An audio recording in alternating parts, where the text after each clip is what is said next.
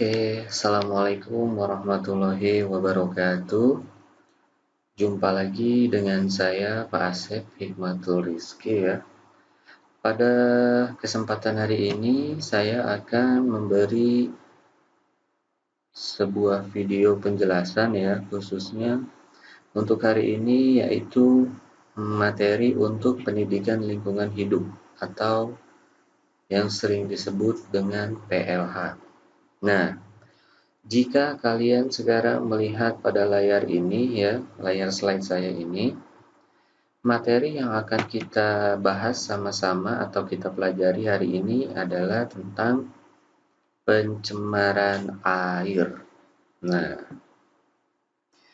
oke, langsung saja kita belajar bareng-bareng apa itu yang namanya pencemaran air, dampak pencemaran air ya, bagaimana sistematikanya, cekidot. Nah, kita ke pengertiannya dulu ya. Di sini sudah tertulis pencemaran air adalah suatu perubahan keadaan di suatu tempat ya.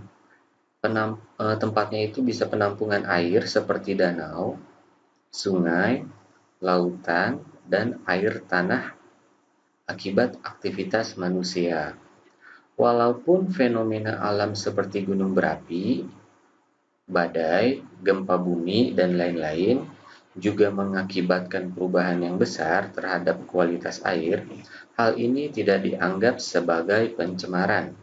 Nah, maksudnya itu yang disebut dengan pencemaran air itu adalah suatu perubahan keadaan di suatu tempat ya. Nah, ini ada menurut undang-undang di Indonesia ya tahun 82 kalau nggak salah. Tahun 82. Undang-Undang Nomor 82 Tahun 2001. Ini dia. Nah, menurut Undang-Undang Pemerintah Republik Indonesia Nomor 82 Tahun 2001 tentang pengelolaan kualitas air, pencemaran air adalah masuknya atau dimasukkannya makhluk hidup, zat, energi, dan atau komponen lain ke dalam air oleh kegiatan manusia, sehingga kualitas air turun sampai ke tingkat tertentu yang menyebabkan air tidak dapat berfungsi sesuai peruntukannya. Nah, ini menurut undang-undang definisi tentang pencemaran air ya. Pemerintah Republik Indonesia Nomor 82 Tahun 2001 ini nih. Kalian bisa lihat di slide ini. Nah, oke. Itu tadi segelintir tentang definisi dari pencemaran air ya. Kalian sudah ada gambaran kan tentang pencemaran air? Sudah? Kalau masih belum ada, kita lanjut lagi ke pembahasan berikutnya. Setelah tercemar ya, di sini ada indikator-indikatornya. Yang pertama, adanya perubahan suhu air. Yang kedua, adanya perubahan pH, power of hydrogen. Di sini kalau kalian tahu, ya, kalian bisa cek, meskipun airnya itu warnanya normal ya, tapi kalau misalkan ada indikator air telah tercemar, itu nanti perubahan pH-nya akan berbeda. Yang ketiga, ada perubahan warna, bau, dan rasa. Jika kalian mengamati ya, air yang sudah tercemar itu memiliki warna, bau, dan rasa yang berbeda, beda dengan air yang jernih ya. Nah, yang keempat, timbulnya endapan koloidal, bahan pelarut. Nah, bahan pelarut gitu. Timbulnya endapan-endapan. Nah, kemudian yang kelima, adanya mikroorganisme dan meningkatnya radioaktivitas air lingkungan. Nah, ini salah satu beberapa indikator air yang sudah tercemar. Nah, kemudian ini adalah gambar limbah industri ya.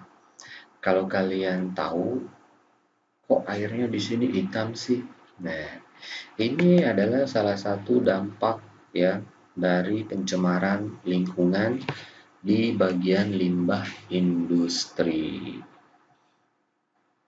Kemudian juga apalagi sih contohnya? Nah, ini kalian bisa lihat lagi contohnya di sini. Nah, ini ada limbah domestik. Kalau misalkan kalian tanya, Pak, limbah itu ada berapa sih? Sebenarnya macam-macam limbah itu yang umumnya aja ya. Yang umumnya itu ada dua, limbah industri dan limbah domestik.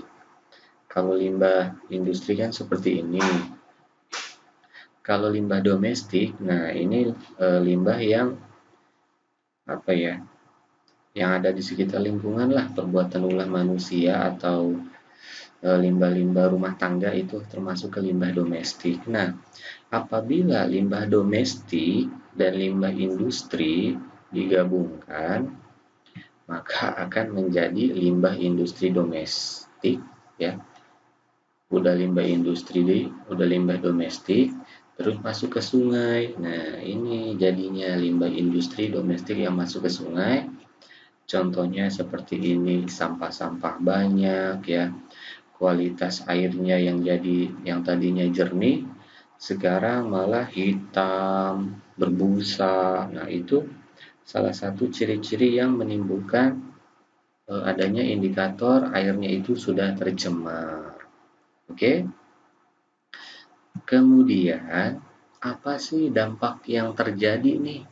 Kalau misalkan ketika kita ya sudah melihat pencemaran air, dampak yang terjadi itu sangatlah vital. Contohnya nih, air tidak dapat lagi digunakan untuk keperluan rumah tangga.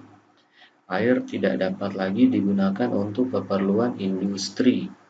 Air tidak lagi dapat digunakan untuk keperluan pertanian. Nah, kalau misalkan air sudah tercemar nih warnanya hitam, bisa nggak pakai minum? Jadi keperluan rumah tangga buat nyuci? Enggak kan? Yang ada bau, nanti warnanya hitam. Iya kalau misalkan ada penyulingan air ya, masa iya penyulingan air dipakai buat nyuci juga gitu? Enggak kan? Nah, kemudian buat industri juga ini ada dampaknya ya. Dia nggak cuma mempunyai pencemaran limbah industri, di industri juga kan membutuhkan air ya. Terus di pertanian juga, di persawahan kalau misalkan airnya jelek ya, kualitas sawah atau padinya juga nanti berdampak pada pertanian tersebut. Nah, intinya sebenarnya dampak dari pencemaran air itu ya semuanya akan ke air-airnya juga gitu ya. Kita yang membuang, kita yang merasakannya juga. Oke, sampai di sini kurang lebih itulah penjelasan tentang pencemaran air ya. Kalau misalkan nanti ada pertanyaan, silakan saja menanyakan melalui WhatsApp. Oke, lanjut untuk tugas. Nah, ini dia tugasnya ya. Yang pertama, sebutkan sumber-sumber air yang terdapat di sekitarmu. Apa saja sumber-sumber air yang terdapat di sekitarmu ya. Kalian cari tahu dulu nih, apa aja sumber-sumber air yang ada di sekeliling kalian. Nah, yang kedua, ini poin yang pentingnya ya. Apakah sumber air di sekitarmu ada yang tercemar? Bila ada, tolong jelaskan proses pencemarannya. Ini di nomor 2 ini jadiin, nomor 3 ini jadiin satu aja deh ya. Nah, ya. Jadi nomor 2 ini, apakah sumber air di sekitarmu ada yang tercemar? Bila ada, tolong jelaskan proses pencemarannya. Bila tidak ada, kalian harus cari sumber air di sekitar yang lain yang tercemarnya ya. Contohnya gini, kalau di sekitar kalian, Pak, rumah saya nggak ada nih yang tercemar, bagus, elit, klaster, mewah gitu ya. Nah, coba cari di daerah-daerah lain deh. Misalkan nih, di berapa meter rumah kalian ya, atau di RT-RT lain gitu ya. Yang penting soalnya kalian cari sumber air yang tercemar. Nah, terus jelaskan proses pencemarannya seperti apa. Kalau misalkan tugasnya nomor 2, apakah sumber air di sekitarmu ada yang tercemar? Tidak ada, Pak. Tidak ada alasannya. Jangan gitu ya. Lebih bagus ada, kalian carilah gitu. Oke, sampai sini jelas. Silahkan dibuat di kertas lembar aja ya. Karena ini cuma 2 soal. Jadi saya ulangi lagi. Yang pertama, kalian menyebutkan sumber-sumber air yang terdapat di sekitarmu. Kemudian yang kedua, apakah sumber air di sekitarmu ada yang tercemar? Ya. Kalau ada, tolong jelaskan proses pencemarannya. Saya kasih contoh gini. Misalkan nih, di dekat rumah kalian ada sebuah CV atau PT nih. Anggap sajalah PT tahu lah gitu ya. Nah, biasanya kan tahu membuang limbah-limbahnya itu kan ke sungai. Nah, kalian jelaskan itu bagaimana proses pencemarannya ya. Buat yang nggak ada, buat yang di sekitarnya nggak ada yang tercemar, kalau bisa cari daerah yang menurut kalian airnya itu tercemar. Oke? Itu saja tugasnya ya, dikerjakan dengan semangat, jangan sampai tidak, karena kalian harus tetap semangat. Gitu aja ya. Oke, wabillahi taufiq wal hidayah. Wassalamualaikum warahmatullahi wabarakatuh. Jangan lupa dikerjakan, tetap semangat, jaga protokol kesehatan. Dadah.